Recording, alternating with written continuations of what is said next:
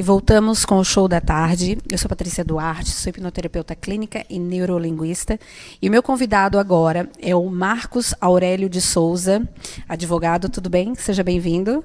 Tudo bem, boa tarde, muito obrigado. Boa tarde, vamos falar hoje sobre um tema bem pertinente, mais comum do que imaginamos e que causa muita complicação, né, Marcos? O Marcos ele é especializado em direito de família e já vamos começar já com as tretas de família, né? Casos de família. Pode falar um pouquinho primeiro sobre a sua especialização, né? Para a gente conhecer um pouquinho. Sim. Desde quando eu comecei a advogar, o meu interesse sempre foi o direito de família, né? Filho de pais separados, vindo sempre nessa confusão, né? Então eu sempre optei pelo direito de família. Como eu trabalhava num escritório antes de abrir o meu, que era aquele escritório que batia na porta, a gente atendia a causa que vinha, entendeu? Sim. E eu sempre quis o direito de família, eu optei por seguir o meu caminho sozinho, me especializar realmente na área e poder tá tratando toda essa demanda, né? Que é o divórcio, que é a pensão, a guarda, questões de inventário também, sucessão, né? Então é a linha que eu segui desde quando eu comecei na advocacia. Ah, que legal. E eu acredito que a demanda é bem grande, né? Muito grande. Principalmente hoje em dia, né? Então a gente gostaria de falar hoje sobre as obrigações, né, da pensão alimentícia que tu gostaria de falar. De onde vem essa obrigação, né, essa questão de ser obrigatório pagar a pensão alimentícia? Quando o casal ele se separa, a gente faz o divórcio, né? Tem um filho menor, a gente é obrigado a fazer judicial. Não tem outra via. Se não tem filhos, a gente faz pelo cartório. Se não, a gente faz judicial. E nasce aí a obrigação de pagar a pensão alimentícia, porque a gente estipula a guarda com quem que vai ficar, se é com o pai, se é com a mãe, né? Sim. E aquele genitor que não ficar com a guarda, ele vai ter a obrigação de pagar a pensão alimentícia. Então, nasce aí a pensão, a obrigação, não é aquele acordo de boca, não é aquela mensagem no WhatsApp, é quando o juiz determina que tem uma decisão provisória ali a ser cumprida sobre a pensão alimentícia. Ah, interessante. Então, no caso, é obrigatório em qualquer instância ter a audiência com o advogado e com o juiz para que seja assinado, então, essa questão da pensão ou uma questão de guarda, de, né, passar uma guarda de um genitor para o outro, é isso? Sim, é obrigatório. Geralmente fazem um acordo, né? Depois procuram um advogado, pode ser cada um o seu, ou pode ser com o mesmo advogado para fazer consensual, né? Um processo mais rápido. E somente depois da decisão judicial, uma decisão provisória inicialmente e depois definitiva, que a gente tem a obrigação de pagar a pensão alimentícia. Ah, interessante, interessante. Então, nada de acordo de boca e papelzinho de qualquer jeito que não tem valor, né? Não tem validade. Ah, muito bem. Ó, pessoal, se liguem aí, hein? Tem possibilidade de alterar esse valor? Tem a possibilidade. Desde quando ocorre a primeira decisão, que é estipulando ali a pensão alimentícia provisória, que a gente chama, inclusive tem a pensão alimentícia gravídica, né, que quando a mãe está ali na gestação ainda, tem sempre a possibilidade de estar alterando. Então a gente faz uma revisão do valor. Se eu for defender o homem, no caso, né, o advogado defende o pai. A gente faz geralmente uma minoração, que é para reduzir o valor, e quando eu sou procurado pela mãe, eu faço uma alteração para a gente revisar e aumentar o valor. É um procedimento através de um outro processo. Eu pego a decisão que fixou aquela pensão alimentícia e eu, com base em provas, lógico, né? Tem que ter sempre a prova da capacidade financeira do pai, né? A possibilidade financeira dele pagar, a necessidade da criança. Eu entro com um procedimento para verificar essa possibilidade. Ah, muito interessante. E tu falou ali sobre a questão da gravídica, né? Gravídica é no momento da gestação, né? Isso, enquanto a mãe está grávida, tem ali a comprovação da gravidez. Já pode entrar com pedido de pensão alimentícia, principalmente, né? Principalmente não, se tiverem separados mesmo, né? Ocorre o tempo todo, às vezes teve um relacionamento breve, descobriu que estava grávida e já estava separado.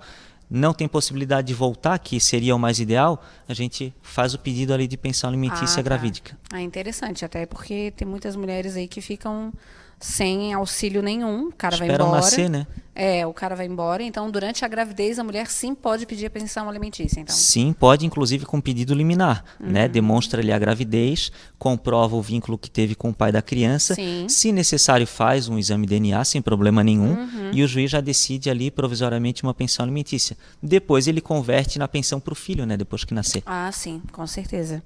Interessante isso aí. Tem como cobrar valores atrasados? Tem, a partir do momento que o pai ou a mãe, né, que tem a obrigação de pagar a pensão alimentícia, deixou de pagar, a gente entra também em um outro procedimento, a gente não faz nada no mesmo processo lá de separação, lá que fixou a pensão alimentícia, Sim. é um outro processo, a gente chama de execução de alimentos, né, e a gente ataca aquele atraso de pensão alimentícia, geralmente do pai, né? A gente pode fazer tanto com pedido de prisão, quanto com pedido de penhora, a gente faz uma consulta aos bens e penhora, né? Bloqueio de conta bancária, então o procedimento ele é bem completo e bem seguro. Existem casos que a justiça não consegue botar o cara na cadeia? Existem casos em que a justiça está cobrando, tenta intimar de certa forma o pai, porque enquanto ele não for intimado no processo, ele não está ciente que está devendo pensão alimentícia, por mais que ele já sabe que ele não está pagando pensão. E acontece às vezes do oficial de justiça não encontrar ele para efetuar a prisão. Então, às vezes tem esse entrave. Inclusive, quando a gente faz ali o procedimento da penhora, do bloqueio de valores na conta bancária, se não tem valores em conta bancária, a gente também não consegue estar convertendo isso para o processo. Então, é a mesma coisa. Muitas vezes o processo fica rolando há alguns anos, a gente não consegue prender ou não cobrar os valores, mas isso aí já é um problema que a gente não consegue 100% de efetividade judicial, né? Sim, eu conheço alguns casos de colegas minhas que passaram por isso, de não conseguirem mesmo, né, o pai não pagar e tá solto até hoje. É um problema, na verdade, do Brasil, porque muitas vezes o pai ele não tem um contra-cheque a ser apresentado, ele trabalha de forma autônoma, começa a vincular os valores em outra conta bancária, nenhuma não tem como provar, né? Não tem como, não fica vinculado no CPF dele, nenhum bem no nome dele, a gente puxa a certidão do Detran, registro de imóveis e não tem nada. A gente não consegue encontrar porque esse pai vive alugando casa em um lugar, em outro e vive sumindo, então a gente não consegue nem prender ele. É complicado, né? É muito complicado. Mas a gente sabe que um dia a vida cobra. Um dia chega, sabe? Um dia chega. Um dia a gente consegue, por mais que demore, mas um dia dá certo. Um dia chega. E com 18 anos, tem muita a questão, né, o meu filho fez 18 anos, eu não vou mais pagar a faculdade, eu não vou pagar mais isso, não vou ajudar ele a fazer um curso, né, um técnico, enfim. Fez 18 anos, acabou a pensão? Fez 18 anos, não acaba a pensão. Acaba a pensão quando entra com um procedimento chamado exoneração de alimentos. Exoneração é quando acaba a obrigação. O filho completa 18 anos, obrigatoriamente. Se tu tem uma relação boa com ele, é óbvio que tu vai ajudar nos estudos, né? Mas em tese, tu não tem uma boa relação, tu precisa entrar com um processo para que cesse essa obrigação. Tu pare de pagar a pensão alimentícia. É uma ação contra o filho, não é mais uma ação contra a mãe. Sim. Então, se o filho comprovar que ele está estudando, está fazendo faculdade, por mais que ele tenha um estágio, por mais que ele trabalhe, a renda é muito baixa, a gente consegue ainda, se eu tiver a favor desse filho, ainda manter a pensão e não tem uma idade fixa, 18, 24, 22, não tem.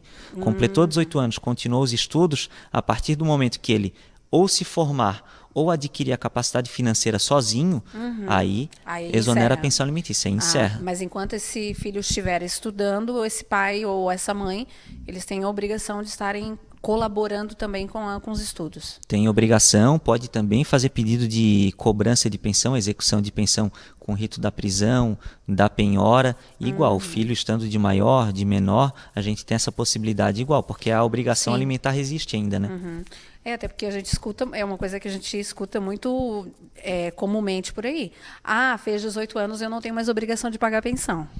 Geralmente o pai faz aquele acordo de boca com o filho, filho, fez 18 anos, acabou a pensão. Isso. Mas se o filho tem consciência de que ele tem esse direito enquanto está estudando e ele não está trabalhando, não faz estágio, ele está se erguendo ainda, ele mora com a mãe, né?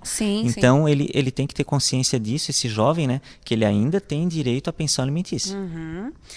Interessante isso aí, isso é muito bom até para os filhos saberem, né? Para quem for assistir, e para as mães e para os pais também, né? Isso. Uma outra questão aqui, que nós ainda temos um tempinho, sobre a alienação parental, né? Essa questão da alienação parental. Muita gente nem sabe o que é. Tu poderias dar só uma pincelada para a gente o que é alienação parental? Sim, a alienação parental, ela hoje no judiciário, ela é muito complexa, muito difícil da gente estar comprovando. Geralmente a gente comprova através de estudo social, né? Se a criança, geralmente a partir dos 8 anos de idade, na fala dela, deixar comprovada para a conselheira tutelar que o pai fala mal da mãe, a mãe fala mal do pai, a mãe fala pro pai, tu só vai pegar o filho se tu pagar pensão. O pai fala, eu tô hoje com outra namorada e tal, tem que chamar ela de mamãe.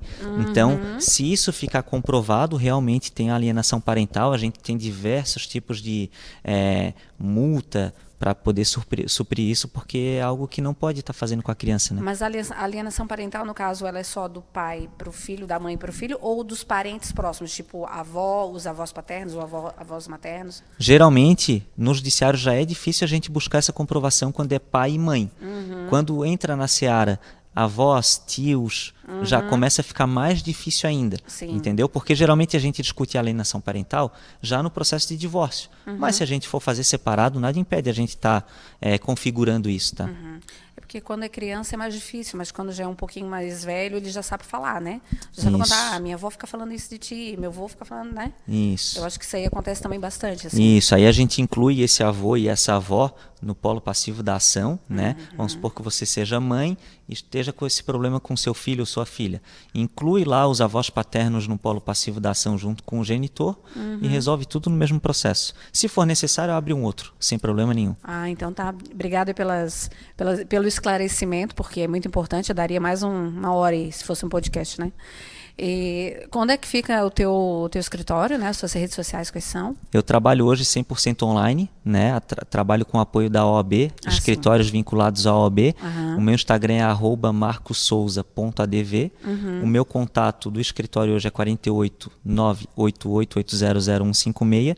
E eu, como eu falei, eu atendo o Brasil todo totalmente online, né? O judiciário ele é 100% online hoje. Sim, que ótimo. Porque aí facilita também, né? Facilita. Marcos, obrigada, tá? Obrigada pelo esclarecimento. E esse é o Show da Tarde. Já voltamos em breve. Obrigada. Obrigado.